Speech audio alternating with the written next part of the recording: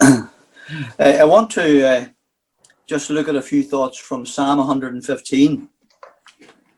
And the reason why is I was reading Psalm 115 last Sunday just as part of my reading, and one or two things caught my attention. I thought, that's interesting. I wonder how that works out. You know, sometimes things just catch your mind. Yeah. And I thought to myself, you know, if sometime in the future I was asked to do a Wednesday spot, Psalm 115 might be okay. And didn't give any further thought. Then I got an email from Steve yesterday saying he might be late from the wedding. Could I do something? So I don't know if my motives are right, but I thought, well, Psalm 115 is going to have to be it, because there we are.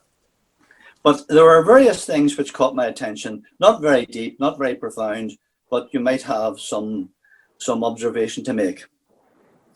And I'm going to read through most of the verses, but not all in one go. I'll read them as I come to them. And it starts off by a question being asked. It's a taunting question from the pagan nations. And the writer says, why should the nations say, where is their God? And the answer, our God is in the heavens, and he does all that he pleases. And then the next few verses are quite striking, where we get a picture of the idols. It's almost as if the person is saying, in reply to the question, our God is in the heavens, he does what he pleases. What about your God? Tell us about your God. And here's what he says. And this is so striking. It's almost humorous. I don't know if it's proper to say that, but you know, a smile comes to your face when you read this. And I'll read the next few verses. Their idols, he's now referring to the idols of these people who are taunting. Their idols are silver and gold, the work of human hands. They have mouths, but do not speak, eyes, but do not see. They have ears, but do not hear, noses, but do not smell.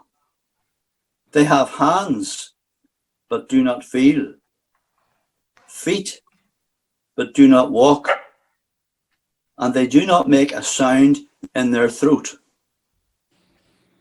Now, those are very striking comments, really ridiculing the idols that some of these nations would worship.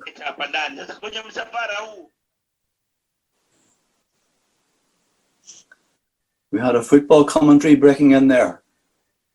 Am I okay? Yeah, carry on. Am I being heard? I don't know what happened there. Yes, yeah. Yes.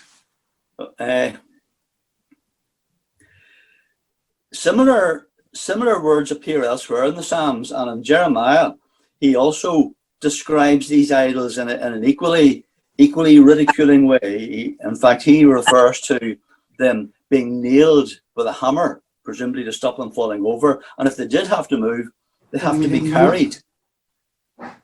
Now, these verses are followed by a sort of a bombshell punchline, which whenever I read this, I hadn't really thought about before, but it really made me sit up and listen. The writer has described how ridiculous it is for these people to worship these idols, which are as described. And then comes verse 9. Those who made them became like them. So do all who trust in them. And that's a shocking thing. Not only are these idols manufactured, and they can't speak, they can't hear, they can't look, they can't do anything, but if you trust them and worship them, it's not just a neutral thing. You can become like them. And I wonder, in what sense do they become like them? Well, presumably not. They don't turn into gold or silver or wood or stone. But spiritually speaking, these idols are useless. And if you become like them, does that mean that you are becoming spiritually useless? That's a shocking thought. And that could be what is being implied here. Now, the writer then goes on to say a little bit about God, but before we come to that, I was thinking, what about Christ? We've got here the thought that if you worship something which is useless, you will become useless yourself. The story of Christ, the gospel story, Christ, the Son of God, who came to earth to save sinners, he was crucified, he took my place on the cross, he was buried, he rose again, ascended to heaven. That's the gospel story.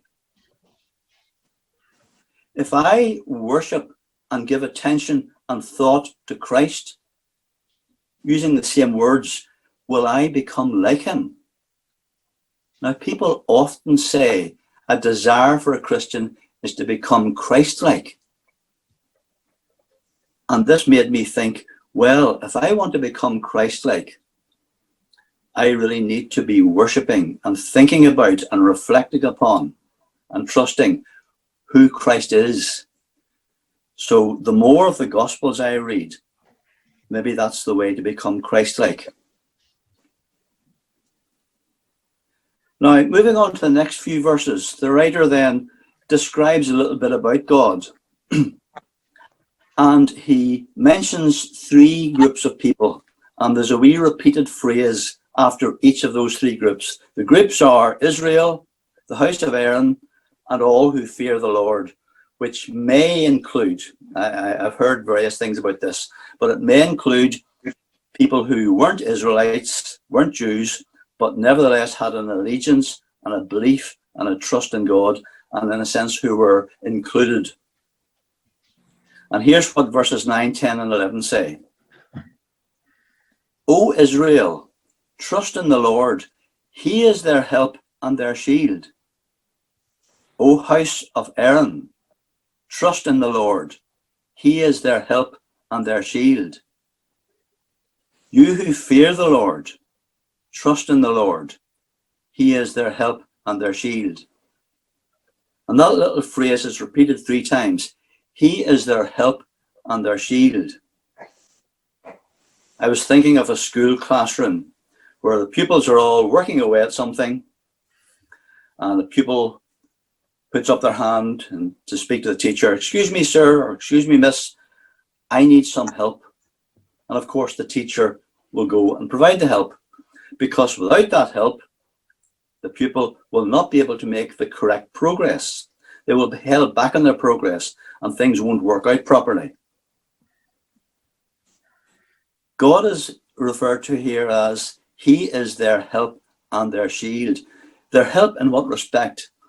Helping them to make progress as Christians, as believers, and therefore growing in faith, growing in trust, growing in love, growing in obedience, growing in reliance, growing in joy, growing in enjoyment of God. In so many ways you can describe the Christian life as making that sort of progress. And here we have 3 times it says, he is their help. And I think it must be referring to that type of thing. It could be others as well. But not only is he their help, he is their shield. Everyone knows, and we all know, that in life, as we grow as Christians, there are things which knock us down. There are things which distract us. There are obstacles to face. There are discouragements. There are things which demoralize us. There are things which just we wish that they didn't happen. But here we're told he is their shield. In other words, there's a protection implied there. Not only is God wanting to help us to grow as Christians, but he is also offering to shield us from difficulties. Not necessarily that they just disappear, but that we will have the necessary strength, trusting in the Lord, to deal with these. So there's verses 9, 10, and 11. 3 times it says, he is their help and their shield. But then the next 2 verses again refer to the same groups of people. And I'll read the verses 12 and 13. The Lord has remembered us. He will bless us. He will bless the house of Israel. He will bless the house of Aaron. He will bless those who fear the Lord, both small and the great. And one of the thoughts occurred to me on Sunday. I was thinking this through. It's probably a silly thing. Sometimes I get wee ideas in my head and I just wonder where they come from. And sometimes I'm embarrassed to even say. But I was thinking about this word bless. It's such a common word. It's used in everyday language. If I was to sneeze these days, people would clear offside pretty quickly. But in normal times, if you sneeze, what does the person say? Bless you. A religious person might be leaving or going away and they say, may God bless you. And that's just the casual use of the word. But I was wondering, I don't mean to probe into the great depth of meaning. There are folks on my screen at the moment who can tell me what they mean. But I was wondering, who is doing the blessing and what does it imply? Because it's both directions. David said, I will bless the Lord at all times. Daniel blessed the Lord of heaven. In Luke it says, bless those who curse you. So therefore, the blessing is coming from us, coming from David, coming from Daniel. We're doing the blessing. But yet the Bible, and I did a Bible search of blessing, and we came up with about 500 references, a small fraction of which I read, just a small fraction. But God does a lot of blessing. The Bible is full of examples where God blesses. And obviously it's a good thing. God is doing something good, something helpful, something positive. God's blessing is worthwhile. But then what does it mean if I bless God? How do I bless God? Am I doing something good for God? Am I helping God? I'm just not sure about that. And maybe it's such a well-known term. Maybe it's not worth even contemplating. But I'm just saying it made me think, what can I get a wee bit extra from this idea? It says here, he is their help and shield. He will bless the house of Israel. He will bless the house of Aaron. He will bless those who fear the Lord. And because I read it so often and because I use the term, I would just love to have a wee bit of more of a feeling for that so that it could soak into me and maybe help me. If any of you have thoughts about when you have been blessed, what you mean by that? Do you know someone who has blessed others? What do you mean by that? So there's a little thought. And just as I come to the end, I'm looking for my clock, but it's, oh dear, it's behind my notes, my board with the notes on it. So I have no idea what the time is. What time is it? Oh, okay. 8 o'clock. 8 o'clock. Stop in a moment. I would like to think of one of the earlier verses as a sort of an umbrella verse, which gives a wee angle in this, or a wee angle on what we should think. When asked the question, where is their God? The answer was, our God is in the heavens. He does all that he pleases. I looked that up in various translations. But the idea of God doing what he pleases, what is his purpose? What is his will? What does he want to do? And I thought that was quite a positive thought, because we're reading here in these latter verses, he is our help, our shield, and blesses us. Not through any sense of obligation. God wants to do that. God desires to do that. And that's really quite a powerful thought. God wants to bless me. God actually wants to help me. God wants to protect me and shield me. And that's something to be very thankful for. And that was again something which caught my attention as I was reading this. And just to finish with one wee final thought, where he says, I will bless those who fear the Lord, both the small and the great. And I was thinking, who are the small and the great? I was thinking, who are great people? Can you think of any great people in Northern Ireland? I don't know if you can or not. Don't be shouting out names. Are there any great people in Belfast? Dare I say it? Do you feel that there are some great people in Great Vic? Maybe so. Again, no names, please. But that's all very well and very humorous to say that. But what about the small people? Who are the small people? Not physically small necessarily, but who are the small people in the country? Who are the small people in Belfast? Who are the small people in Great Vic? Are they people who have got lower status, less significant, not noticed? Are they people you would almost maybe glance away from or hardly recognize? Here, the Lord blesses the great and the small. So from God's point of view, the small person is as important as the great person. And that is such a challenging thought, because I'm sure we all agree that it's so easy to give thought and attention to the big people. But God says, as God's saying to me, hold on, the small person is just as important. And that's a challenging thought. So there are some thoughts. And if you want to answer any questions, you could tell me, give me your thoughts on blessing. What about that question at the beginning, a taunting question? Where is their God? If you hear that been asked, if someone is to ask you, where is your God? What might you say? The people who were asking that were probably very conscious of the importance of physical idols. I saw lots of physical idols in the British Museum, some enormous, some small, some as small as your fingernail, but they were all visible idols, and the ancient people liked that. We don't have many visible idols like that, but we've all heard talks, we've all heard books where it's said that while we mightn't have those sort of idols, there are the 21st century equivalent. So what are your thoughts? Are there any equivalents there? Right, I've probably gone on too long, but that's what I must tell you. A wee funny story, or not a funny story.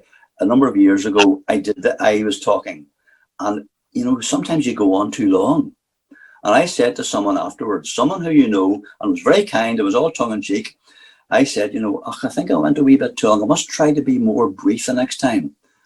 No, I know what I said was, I always try not to go on too long. And the person says, well, you just need to try harder. And I thought, so there we are. Now, it was said as a joke, tongue in cheek, but it certainly made me think, you must stop what I'm doing now. Okay, that's at that point I'll stop. If someone said to you, where is your God? What would you answer? And if I was speaking to, as often does happen, and Joanne will know this, we have had in iTalk similar situations where someone, not English first language, asks a very simple question. Someone could say, what do you mean by blessing? What does that word mean? The Bible is full of it. What does it actually mean? So at that point I stop.